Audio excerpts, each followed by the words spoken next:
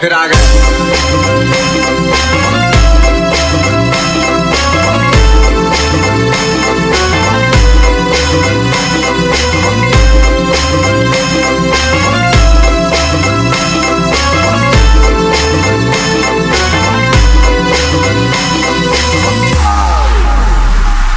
market